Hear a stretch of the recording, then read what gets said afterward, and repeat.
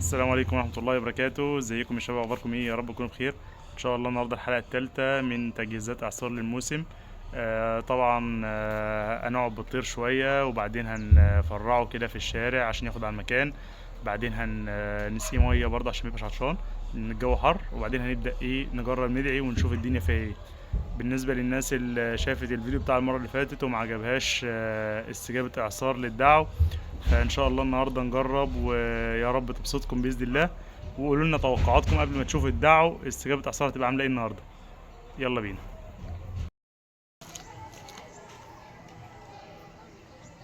انا بادئ.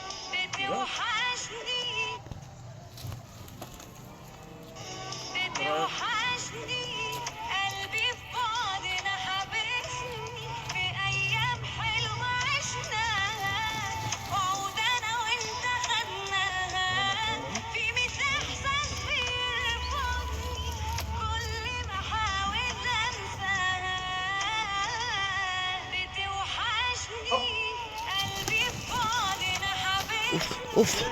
قصير قصير. يلا هوب.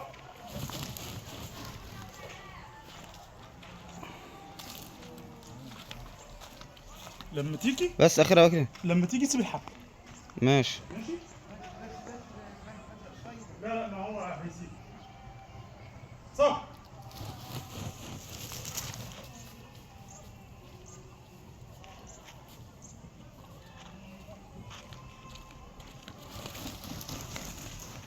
لا لا لا انا لا. انا مش عايز دي.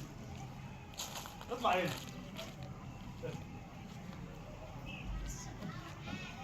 اطلع. هوب.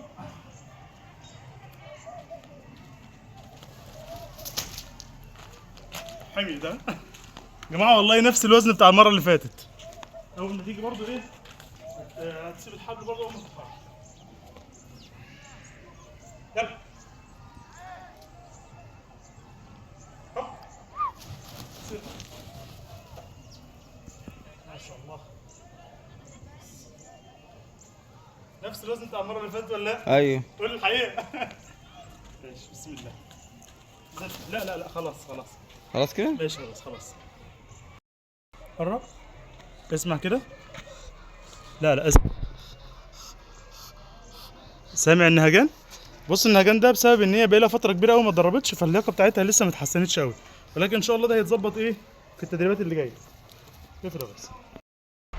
طبعا زي ما شفتوا كده في الدعوه، ما شاء الله اللهم بارك، الاستجابه كانت جميله جدا جدا جدا. وجبنا اخر المسافه، الحبل ما كانش مسعف معانا ففكينا الحبل والحمد لله يعني جبنا المسافه كلها. وباذن الله المره الجايه ممكن ننزل الجبل. حبيب بس اعرفكم ان ما تاخدش اي رد فعل للطير سواء كان حلو او وحش على صدرك وتزعل.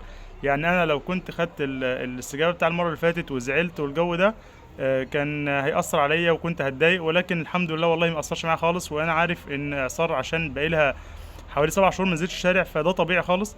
النهارده زي ما شفتوا كده، يعني مجرد ما قعدت بيها بس 3 4 ايام الحمد لله يعني الاستجابه كانت جميله جدا. وباذن الله باذن الله مش هنكمل اسبوعين وهنكون فاكين.